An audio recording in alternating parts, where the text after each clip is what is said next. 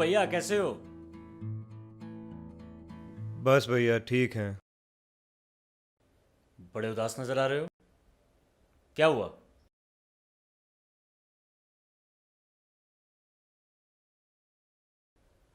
क्या बताएं भैया, आपको नहीं पता ये पूरे शहर में जो स्ट्रीट वेंडर्स का शोर मचा हुआ है। पता है भैया, नगर निगम चंडीगढ़ वाले स्ट्रीट वेंडर्स के लिए कुछ नई योजनाओं पर विचार कर रहे हैं और उन्हें कुछ नई सुविधाएं उपलब्ध करवाना चाहते हैं। उसी के कारण ये थोड़ी उथल पुथल है। अरे क्या भैया, नगर निगम का काम तो सिर्फ चालान काटना है, बस। नहीं नहीं, ऐसी बात नहीं है। स्ट्रीट वेंडर एक्ट 2014 के अंतर्गत आप लोगों को बहुत इज्जत मिली है और आप लोगों को एक पक्की जगह दिलाने का वादा भी है, और साथ ही साथ करप्शन से मुक्ति का प्रावधान भी। करप्शन से मुक्ति? वो कैसे भैया? वो भैया ऐसे, जब आप पहले बैठते थे सड़क के किनारे तो ऐसे तो बैठ नहीं जाते थे। किसी ना किसी को कुछ ले देकर, जो भी सिस्टम था उस हिसाब से बैठते थे। पर इस एक्ट के आने के बाद आप लोग अपनी एक पक्की जगह पर अपना काम पूरी आज़ादी के साथ बिना किसी रोक टोक के कानूनी तौर पर कर सकते हैं। और नगर निगम ने तो स्ट्रीट वेंडर्स के लाइसेंस भी बना दिए हैं। अब आप लोगों के लाइसेंस बन गए हैं तो बहुत से लोगों ने, स्ट्रीट वेंडर्स ने लोन भी लिए हैं, 80,000 से लेकर 1 लाख रुपए तक के। और उन लोगों ने अपना काम भी बढ़ा लिया है। और साथ साथ उनकी वाइफ्स ने कई सेल्फ हेल्प ग्रुप्स को ज्वाइन किया है। उनके बच्चे स्किल ट्रेनिंग प्रोग्राम में ट्रेनिंग लेने के लिए गए हैं। अब पीछे से ही दिल्ली में प्रदर्शनी लगी थी जिसमें कुछ स्ट्रीट वेंडर्स ने पार्टिसिपेट किया था। उन स्ट्रीट वेंडर्स को सम्मानित किया गया है, अवार्ड्स मिले हैं। चंडीगढ़ नगर निगम आने वाले समय में स्ट्रीट वेंडर्स के लिए एलईडी लाइट्स की सुविधाएं उपलब्ध करवाएगी, साफ शौचालय की व्यवस्था की जाएगी, साफ पानी का इंतज़ाम किया जाएगा और साथ ही साथ कूड़ेदान की व्यवस्था भी की जाएगी ताकि साफ सफाई का ध्यान रखा जा सके। अरे वाह भैया, ये तो बहुत ही ज़्यादा अच्छी बात है। बिल्कुल। और भैया, कोई भी नई चीज़ अपना समय तो लेती ही है। अब पौधा एकदम से पेड़ तो बन नहीं जाता, टाइम लगता है, उसे पानी देना पड़ता है, कटाई छटाई करनी पड़ती है, तब कहीं जाकर अपने समय पर वो वृक्ष बनता है। अब चंडीगढ़ को बनने में भी 50-60 साल तो लगे थे ना। तो हमें धैर्य रखना होगा और नगर निगम को सपोर्ट करना होगा। और खास बात, दलालों से सावधान रहना होगा और भड़काने वालों से भी।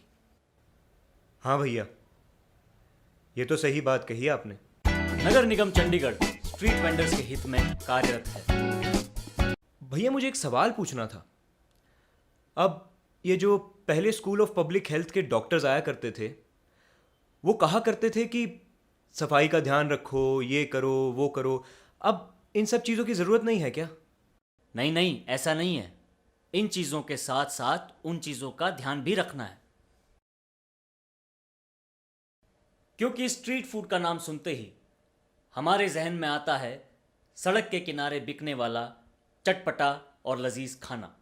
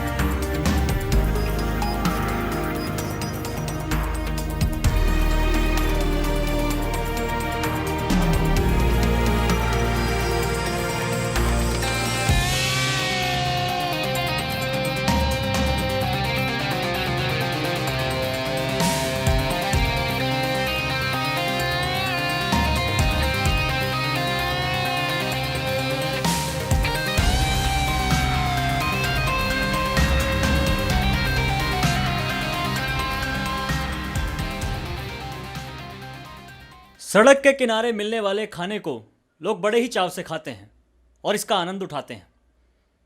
यह खाना सस्ता होने के साथ साथ बहुत स्वादिष्ट भी होता है। यह खाना ग्राहक के काम करने वाली जगह पर व घरों के आसपास बहुत ही आसानी से उपलब्ध होता है। लेकिन अक्सर ऐसा देखने में आता है कि स्ट्रीट फूड खाने के बाद लोगों को उल्टियाँ, पेट में दर्द और दस्त शुरू हो जाते हैं और कई बार तो उन्हें अस्पताल में भी भर्ती करवाना पड़ता है, जहां डॉक्टर से उन्हें पता चलता है कि ये पेट में गड़बड़ी उन्हें दूषित खाना खाने की वजह से हुई है। और इस दूषित खाना खाने की वजह से होने वाली बीमारियों को कहते हैं खाद्य जनित रोग। और इन बीमारियों में शामिल है हैजा, दस्त, मियादी बुखार और पीलिया।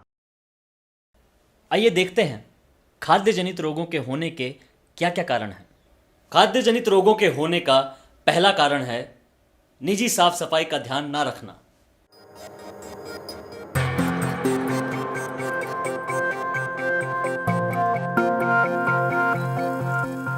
अक्सर ऐसा देखा जाता है जो रेडी वाले हैं वो अपनी निजी साफ सफाई का ध्यान नहीं रखते, जिससे खाना दूषित होता है और खाद्य जनित रोग हो सकते हैं।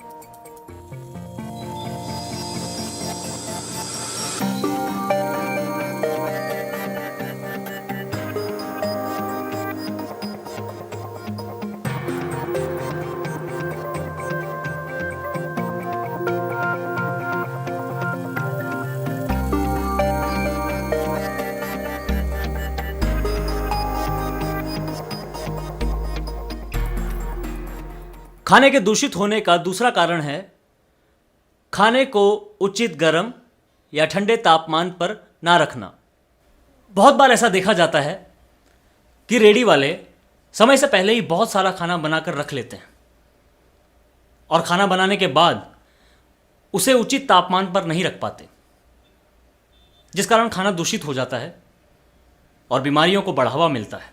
गंदे व दूषित बर्तन एवं उपकरणों के इस्तेमाल से भी खाना दूषित हो सकता है और खाद्य जनित रोग हो सकते हैं।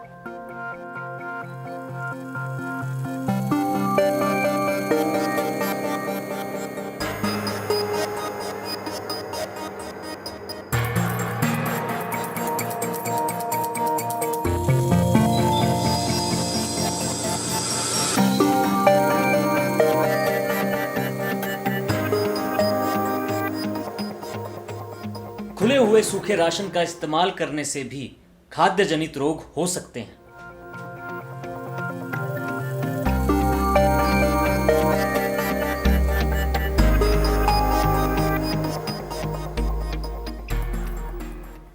यदि फल और सब्जियां दूषित जगहों से खरीदी जाएं, तो भी खाद्य जनित रोगों के होने का खतरा बढ़ जाता है।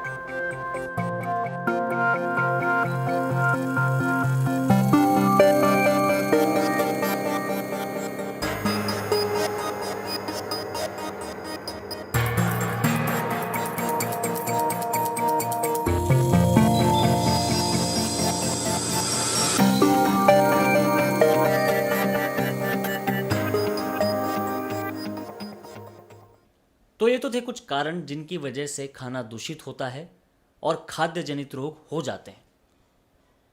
आइए अब देखते हैं कि किस तरह से खाद्य जनित रोगों से बचा जा सकता है। रेडी वाले ऐसा क्या करें कि उनके खाने का स्वाद भी बरकरार रहे और बीमारी भी ना हो। सबसे पहले कच्चे माल और सामग्री की गुणवत्ता को सुनिश्चित करें।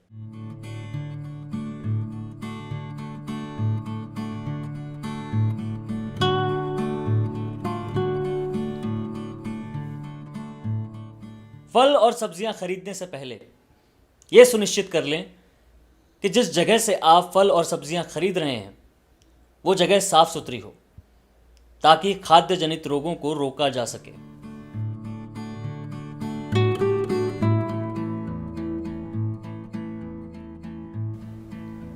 खुला हुआ राशन कभी ना खरीदें, हमेशा पैक्ड राशन ही खरीदें।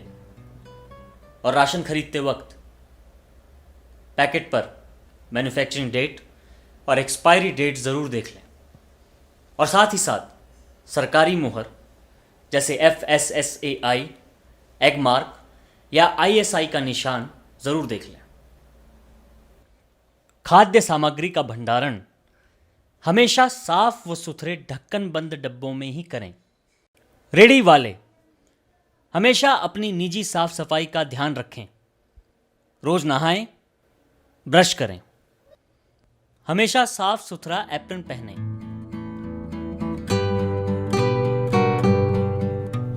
सिर पर टोपी पहने ताकि खाने में आपके बाल ना गिरें और खाना दूषित ना हो। खाना बनाने से पहले हाथों को अच्छे से धोएं और यह सुनिश्चित कर लें कि आपके हाथों के नाखून अच्छे से कटे हुए हों ताकि उनमें गंदगी ना जमा हो और खाना दूषित ना हो। हाथों को अच्छे से धोएं और ग्लव्स पहनें।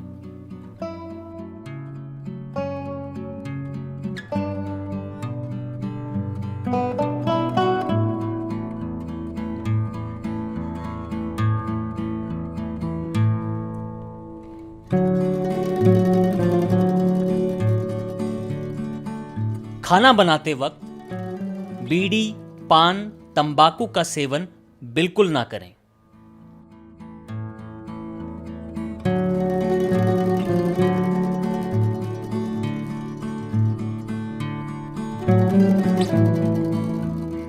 खांसते और छींकते वक्त बाजू के बीच वाले हिस्से का इस्तेमाल करें ताकि कीटाणु खाने में ना जाएं।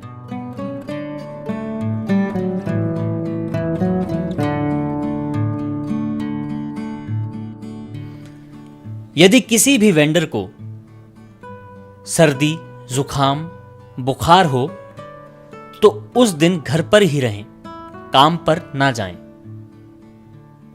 खाना बनाने वाले उपकरणों और बर्तनों को हमेशा चलते हुए पानी में ही धोएं और उन्हें सुखाने के लिए कपड़े से ना पोंछें, उन्हें अपने आप सूखने दें।